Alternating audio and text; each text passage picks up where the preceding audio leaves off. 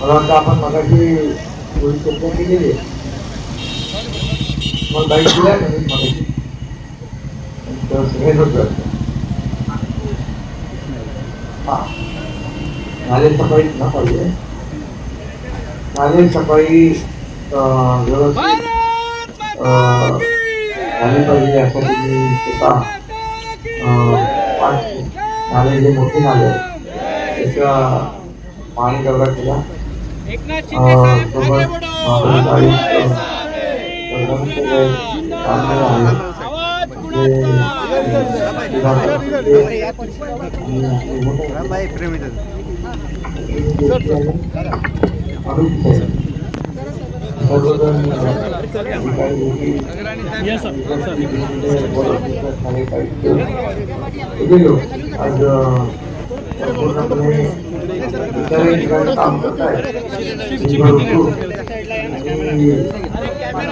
आपण पाहिले त्या ठिकाणी मोठ्या प्रमाणावर या ठिकाणी लागलेली आपण पाहिलेली आहे. त्यामध्ये जवळपास गाळ काढण्यासाठी 54,225 वाहनांचा वापर केला मोठं प्रमाण. आणि पाणी जास्त हिंदमातामध्ये 480 पंप लावलेले सर्व ऍक्टिव्हेट आणि कुठेही पाणी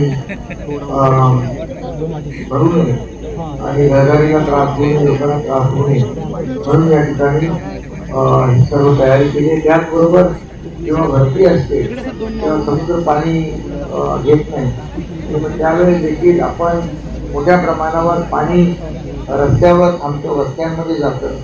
त्यासाठी भूमिगत टाक्यांची व्यवस्था केलेली आहे.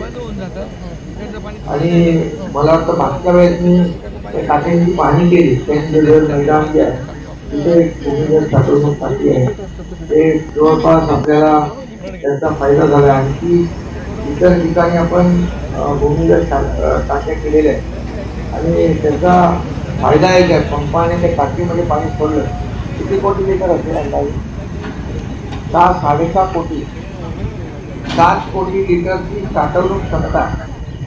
म्हणजे जेव्हा समुद्रात भरती येते पाणी जाणार कुठे त्यावेळेस देखील हे पाणी 7 कोटी लिटर पर्यंत पाणी त्या टाक्यांमध्ये साठवणूक टाक्यांमध्ये जमा होतं.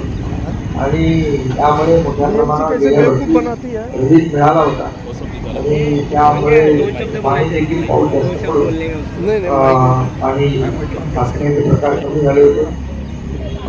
त्याचबरोबर हे जे काय आता आपण करतोय आज आपण मेटीरियल पाहिली यामध्ये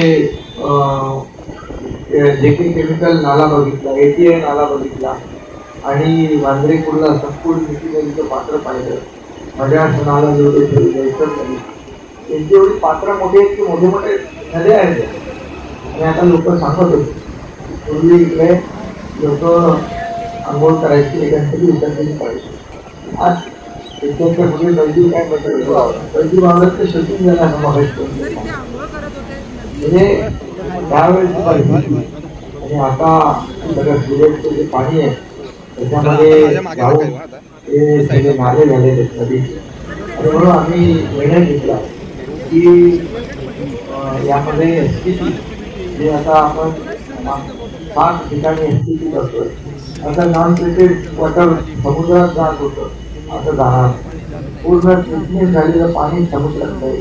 त्यामुळे समुद्राचं देखील पाणी स्वच्छ राहील. आणि हे जे नाले आहेत ते नाले देखील पूर्ववत करण्याचा आमचा मानस आहे. मग ते चौपाटीसारखा वापर लोक करू शकतील आणि त्याला थोडा वेळ लागेल परंतु ते इथे पातळीवर काम केलं. आम्ही 5 ठिकाणी शेड्यूलमध्ये होतो, 2 ठिकाणी नॉन शेड्यूलमध्ये पण आम्ही गेलो. तिथे जे लँडस्लाईड एरिया आहे तिथे तोही पाहिला आणि लँडस्लाईड एरियाचं कालच परवाच्या दिवशी आम्ही जे मुंबईचे स्पॉट आयडेंटिफाय केलेले की त्या ठिकाणी लँडस्लाईड होऊन लोकांची होऊ शकते. आणि मग आजच मी MMRDचे यांच्याशी चर्चा केलेली आहे की अशा प्रकारचे जे लँडस्लाईड झोन एरिया आहे तिथे लँडस्लाईड होऊ शकते, ते आयडेंटिफाईड स्पॉट आहे. तिथल्या लोकांना आपण पावसाळ्यात चांगली तातडीने त्यांना तिथून हलवायचं आणि MMRDची जी घरं आहेत त्याच्यामध्ये पर्यायी व्यवस्था करायची आणि तिथे जी लँडस्लाईड एरिया आहे तिथे आपल्याला सेफ्टी नेट लावून टाकायचे. मी पत्रकार परिषदेत अगोदर महापालिकेच्या ऑफिसच्या व्हिजिटमध्ये सांगितलं होतं, त्याचं देखील काम आपण संबंधित यंत्रणांना सांगितलेलं. त्यामुळे सगळे जे काही लँडस्लाईड एरिया आहे हे प्रोटेक्ट होतील आणि ते दगड असतील, बोल्डर असतील, जो काही तिथला भाग असेल तो कोसळणार नाही, तो प्रोटेक्ट होईल त्या सेफ्टी नेटमुळे. तो एक विषय झाला. आणि जे लोक आहेत, लोक म्हणतात की आम्हाला येतात प्रतिसाद देतात आणि कुणाचं म्हणतात तुम्ही खाली करा, आम्ही जायचं पोहोचतो. त्यांची देखील आम्ही व्यवस्था केली आहे. MMRDच्या घरांमध्ये त्यांना आम्ही निवारण देण्याचा निर्णय केला. त्यामुळे लोकांना भाड्यावर आम्ही सोडणार नाही. त्या ठिकाणी पण लोकांनी देखील सहकार्य करण्याची आवश्यकता आहे, कारण शेवटी जीवापेक्षा काही दुसरं महत्वाचं नाही. त्यामुळे असे जे भाग आहेत की जिथे धोका तिथल्या लोकांनी सहकार्य करावं आणि त्यांना काळे वेळेत आम्ही ठेवणार नाही, शेअरमध्ये नाही ठेवणार, डायरेक्ट मोठ्या घरामध्ये त्यांना ठेवणार आणि तिथे सेफ्टी नेटने पूर्ण प्रोटेक्ट आपण ते करतो. त्याचबरोबर जे नाल्याचे भाग